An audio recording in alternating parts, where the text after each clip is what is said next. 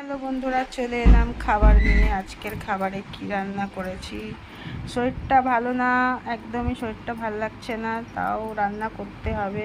তো ভাত করে নিয়েছি, আজকে ভাত আছে। আর কি আছে আপনাদের দেখিয়ে দিচ্ছি। নিয়ে নিলাম হচ্ছে একটা লেবু নিয়ে নিলাম, ঠিক আছে, একটু কাঁচা লঙ্কা নিয়ে নিলাম, ভাত আর কাঁচা লঙ্কা নিয়ে নিলাম। আর কি আছে, আর আছে হচ্ছে এই যে ডাল। এটা হচ্ছে একদম গাঢ় গাঢ় মসুর ডাল। এটার মধ্যে হলুদ মলুদ কিচ্ছু নেই, পেঁয়াজ লাল করে এটা তৈরি করা হয়। খুব টেস্টি ডালটা হয়, এটা রুটির সাথে খেতে খুব ভালো লাগে। আর কি আছে, আর আছে হচ্ছে এই যে মিক্স পটল কুমড়ো আলু সব দিয়ে একটা আলুর তরকারি, মানে আলুর চচ্চড়ি করেছি।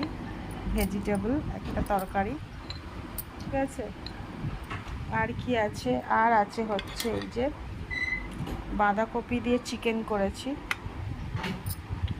বাঁধাকপি দিয়ে চিকেন আছে, খুব টেস্টি হয় বাঁধাকপি দিয়ে চিকেন। চিকেন তো করতেই হয়। আর কি আছে, ও আমি না শশাটা নিতে ভুলে গেছি। আজকে শশা আছে, 2 পিস শশা নিয়ে নিলাম, 2 পিস শশা নিয়ে নিয়েছি। আর আছে এই যে মাছের মাথা, একদম ঝোল করেছি।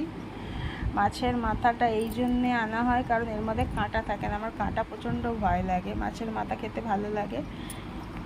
আর আরও একটু 2-3টে কাঁচা লঙ্কা নিয়ে নেবো, কারণ আমার খুব ঝাল খেতে ইচ্ছা করছে, শরীরটা মুখে একদম ভালো লাগছে না কিছু।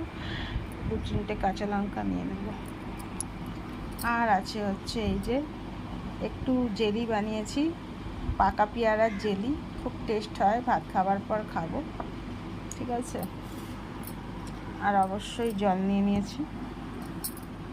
এই হচ্ছে আমার আজকে দুপুরের খাবার। কেমন হয়েছে আপনারা নিশ্চয়ই জানাবেন।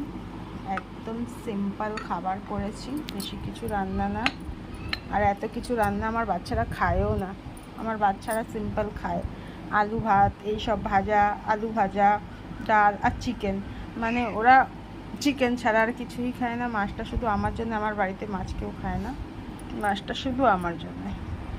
তো কেমন হয়েছে নিশ্চয়ই জানাবেন আপনারা, ভালো লাগলে নিশ্চয়ই একটা ফলো করবেন, লাইক কমেন্ট করবেন অবশ্যই।